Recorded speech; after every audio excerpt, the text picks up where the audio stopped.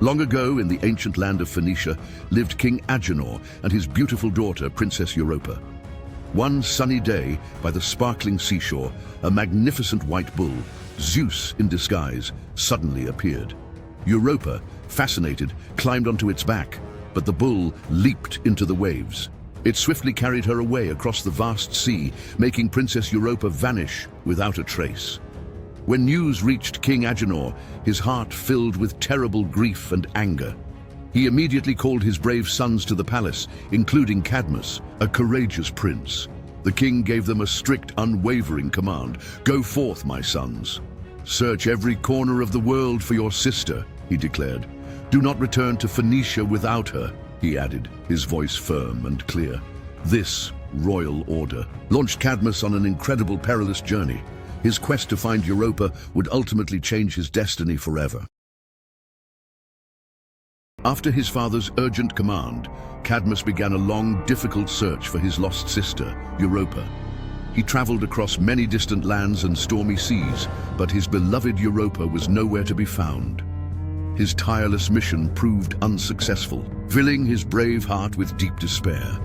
Cadmus couldn't return home without her, yet he also couldn't find her, feeling utterly lost. Realizing only the powerful gods could truly help, he sought divine wisdom. His thoughts turned to Delphi, home of the famous Oracle of Apollo. People from all over the ancient world journeyed there for powerful prophecies. So, Cadmus and his companions made the long journey to Delphi.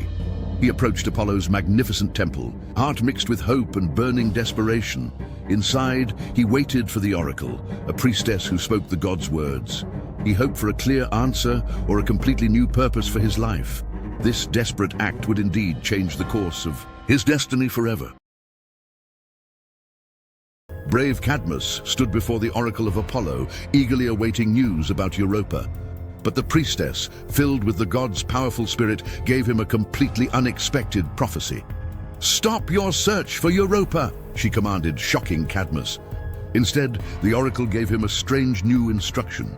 "You must follow a pure white sacred cow," she prophesied, "one with special markings. This cow," she explained, "would appear soon outside the temple. Follow it wherever it goes to a destined place chosen by the gods. Where the cow lies down from weariness, there you must found a great new city." This direct, divine command left Cadmus bewildered, yet he understood its weight. His mission to find his sister had now dramatically changed. He had to trust the gods, even if their advice seemed baffling and illogical. His new, unexpected adventure was about to begin, guided by a sacred animal and divine will.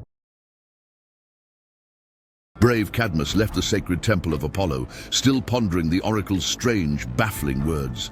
He wondered how a simple cow could possibly lead him to found a city.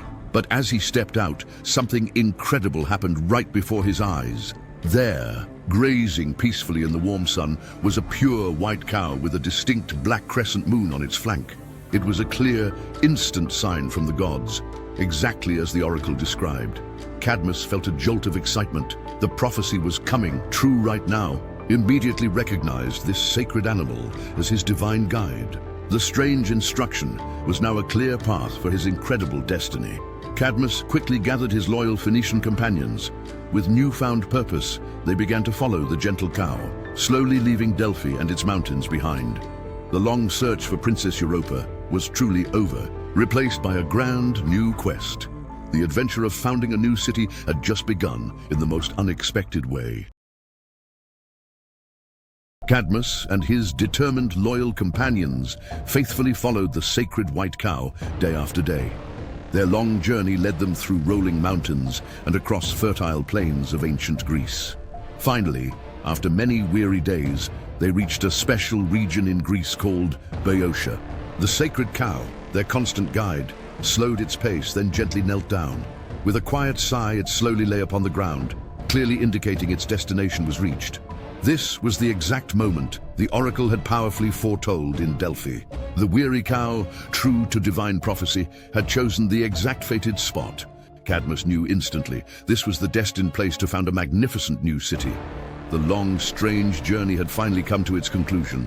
A new beginning, full of promise, awaited Cadmus and his companions on this very ground. They stood where a great city would soon rise. The cow's simple act marked the dawn of a new era for Cadmus and his people. Cadmus and his companions had finally found the perfect spot for their new city. Their first important task was to find fresh, pure water for an offering to the gods. So, Cadmus sent some of his most trusted companions to the closest water source. They bravely set off towards a spring often called the Spring of Ares. As they approached, the air grew strangely heavy and a chilling feeling crept over them. Suddenly, a terrifying sight emerged from the shadows, an enormous, fierce serpent. This dreadful creature was the monstrous guardian of the spring, devoted to mighty Ares. The serpent, with glistening scales and sharp fangs, attacked without warning. It moved with incredible speed and fury, a true nightmare come to life. The brave companions fought, but the terrifying monster struck them down one by one. Cadmus, still at the chosen city site, had no idea of this terrible danger. The spring, meant for life, had become a scene of horror, blocking their way. Cadmus grew deeply worried and went to find his missing companions at the spring. A horrifying sight met his eyes. His brave friends lay dead, guarded by a monstrous serpent. Its scales shimmered and its eyes glowed. This was Ares' own fearsome beast. Filled with immense grief and burning anger, Cadmus knew he had to fight. He gripped his sharp sword and sturdy spear, ready for a life-or-death battle.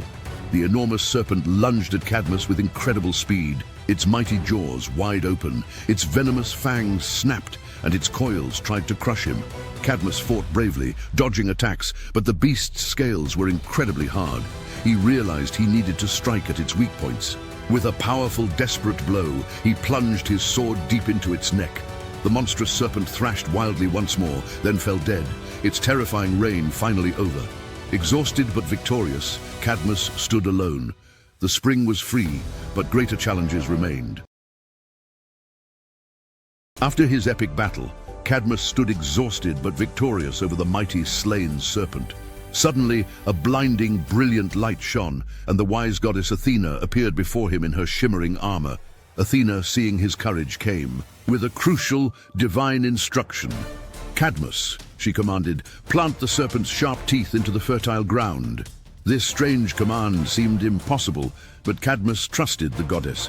He carefully took the long, venomous teeth and precisely planted them into the earth.